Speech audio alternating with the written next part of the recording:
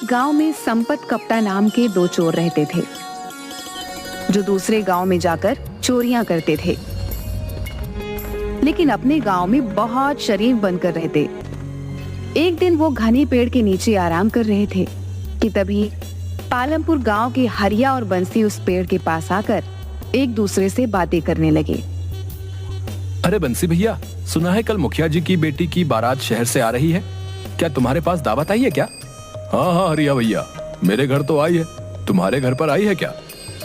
अरे कल खुद मुखिया जी मेरे घर पर आए थे और मुझे पूरे परिवार सहित दावत कहकर गए हैं। सुना है मुखिया जी अपनी बेटी की शादी बहुत धूमधाम से कर रहे हैं, कल 21 तरह के पकवान बनेंगे खाने में। मैंने भी कुछ ऐसा ही सुना है। हरिया भैया, मेरे तो मुंह में अभी से सोच सोच कर पानी आ रहा है। अरे मैं तो आज शाम से खाना ही नहीं खाऊंगा, ज्यादा भूख लगेगी तो पूरे 21 पकवान ही पेट भरकर खा लूंगा। हाँ।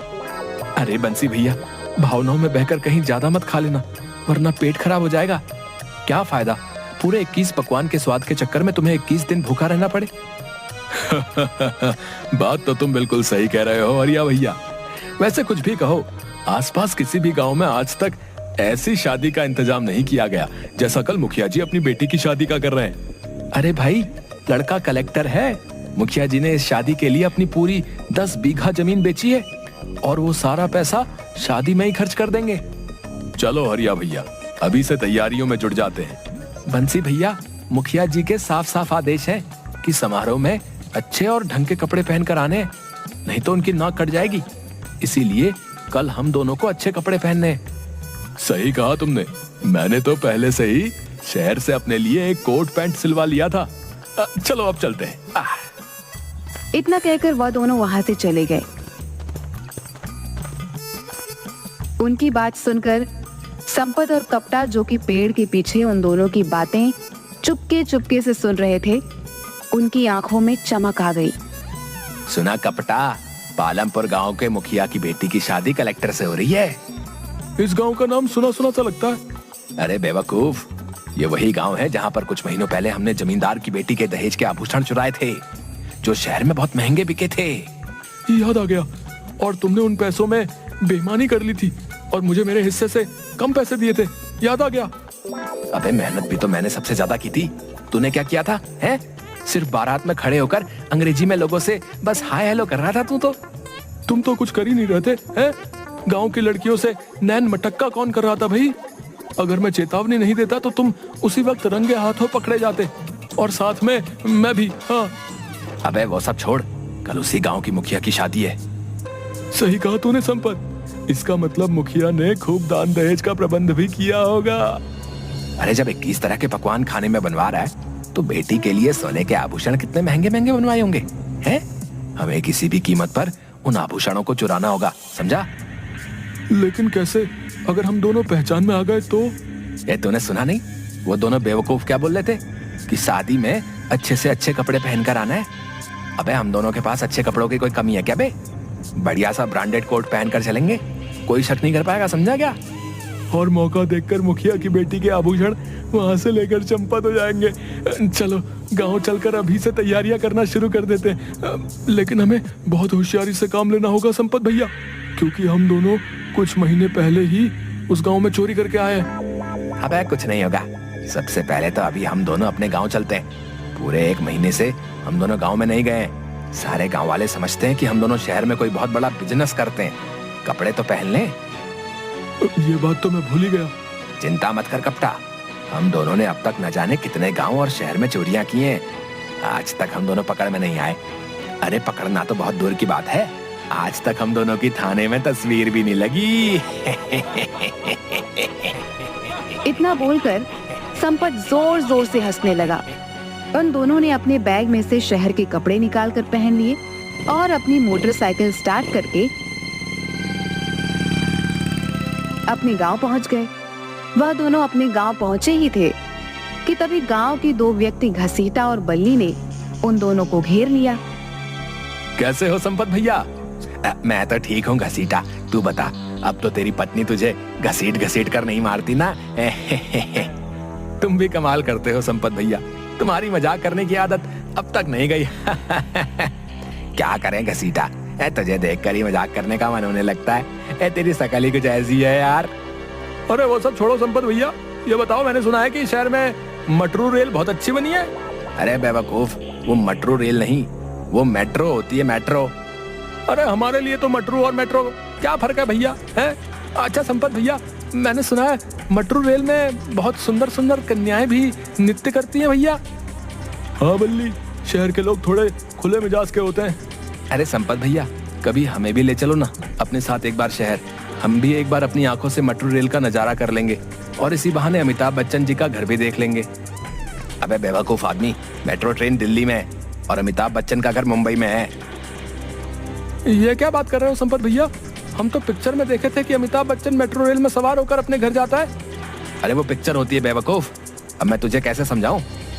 यहाँ से निकल ले, नहीं तो ये दोनों उल्टी सीधी बातें करके हमारा दिमाग खराब कर देंगे।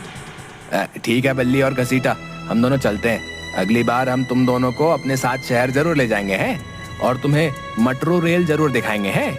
इतना कहकर संपत और कप्ता वहाँ से चले गए। कप्ता संपत के घर के नजदीक जाकर बोला, 1 घंटे बाद मैं आपको आपके घर पर बुलाने आ जाऊंगा, तैयार है ना? क्यों, तू घर के अंदर नहीं आएगा क्या? अबे मुझे पागल कुत्ते ने काटा है क्या जो मैं तेरे घर पर आऊंगा? तेरी पत्नी कम सीआईडी ज्यादा लगती है यार। जैसे ही तेरे घर के अंदर घुसता हूँ सवालों की बौछार शुरू कर देती है। मुझे तो समझ में नहीं आता संपत कि तू अपनी पत्नी को झेलता कैसे? ए धीरे बोल कप्ता है, धीरे बोल, कि इसने अगर सुन लिया ना तो वो मेरी बैंड बजा देगी यार। कप्ता हंसते हुए वहाँ से चला गया। संपत ने जैसे ही अपने घर के अंदर कदम रखा, उसकी बीवी कजरी ने उसे देखकर टर्राना शुरू कर दिया। आ गए कलेक्टर साहब, बहुत जल्दी याद आ गई तुम्हें अपनी पत्नी की। सही सही बताओ, 1 महीने कहाँ मुंह काला कर रहे थे तुम? कजरी, मुझे आए हुए अभी 5 मिनट भी नहीं हुए कि तुमने टर टर करना शुरू कर दिया। अरे इसी वजह से मैं यहाँ पर नहीं आता, बताओ। तो और क्या करूं, तुम्हारी आरती करूं? कितनी बार कहा है तुमसे कि मुझे भी शहर ले चलो, लेकिन नहीं, मुझे ले जाने के नाम पर तुम्हारी नानी मर जाती है। अरे उन्हें तो मरे हुए सालों हो गए। मैं अब तुम्हारी एक नहीं सुनूंगी। इस बार मैं तुम्हें तुम्हारे दोस्त के साथ अकेले नहीं जाने दूंगी। मैं भी तुम्हारे साथ शहर चलूंगी। गांव वाले मुझसे तरह तरह के सवाल करते हैं कि आखिर तुम्हारे पति शहर में ऐसा कौन सा बिजनेस करते हैं। कितनी बार कहा है तुमसे कि शहर में हमारा कपड़ों का व्यापार है, अच्छा खासा मकान है। तो उस मकान की एक फोटो ही दिखा दो पतिदेव। आज तक तुमने तो उसकी एक तस्वीर तक नहीं दिखाई। मुझे तो लगता है तुम जरूर कुछ उल्टा सीधा काम करते हो शहर जाकर। बकवास बंद कर कजरी, कुछ देर बाद मैं यहाँ से चला जाऊंगा। अच्छा ये बताओ, शहर से मैंने जो तुमसे चांदी के छल्ले मंगवाए थे वो लाए क्या? जब देखो चांदी के छल्ले, चांदी के छल्ले। अरे पिछली बार ही तो तुझे लाकर दिए थे, वो कहाँ गए? वो सब मुझे नहीं मालूम, वो मुझसे खो गए। अब मुझे दूसरे चाहिए। मुझे क्या पागल समझ रखा है कजरी? हैं? सीधे सीधे ये क्यों नहीं कहती कि जो मैं शहर से तेरे लिए चांदी के छल्ले लाता हूँ तू वो अपने घर वालों को दे आती है? खबरदार जो अपनी जबान से मेरे घर वालों का नाम लिया। नहीं तो क्या कर लेगी तू? अभी और इसी वक्त अपने भाइयों को बुलवाकर तुम्हारा मुंह लाल करवा दूंगी। मत भूलो 6 भाई हैं। पिछली बार की मार याद है ना, कैसे उन्होंने तुम्हें मार मार कर तुम्हारा मुंह सुजा दिया था? मेरा दोस्त कप्ता बिल्कुल सही कहता है। पता नहीं मैं तेरे जैसी औरत को कैसे झेल रहा हूँ भाई।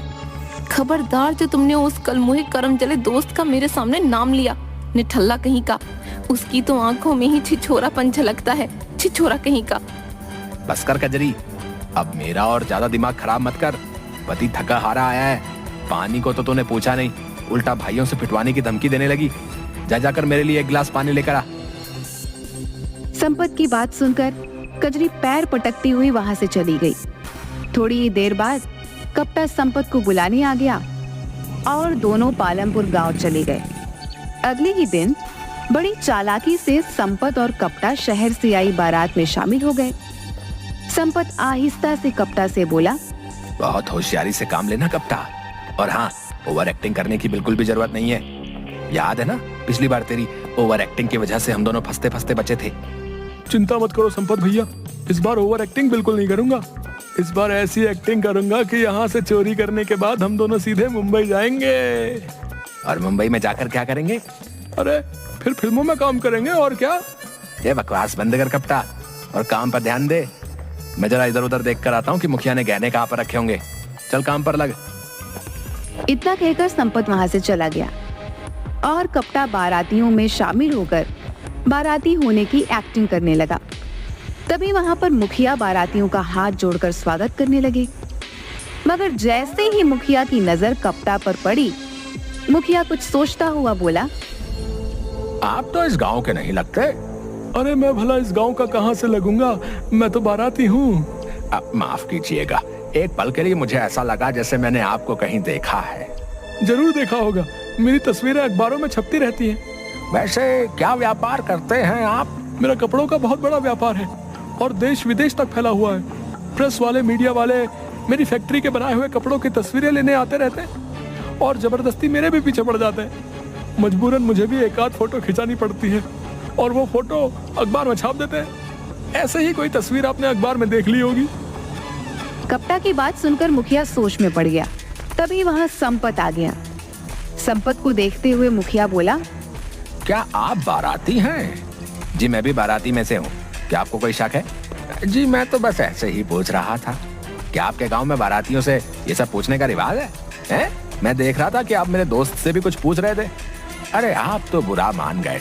आपका दोस्त मुझे बता रहा था कि इनकी तस्वीर अखबारों में छपती रहती है। मुखिया की बात सुनकर संपत कप्ता को घूरने लगा।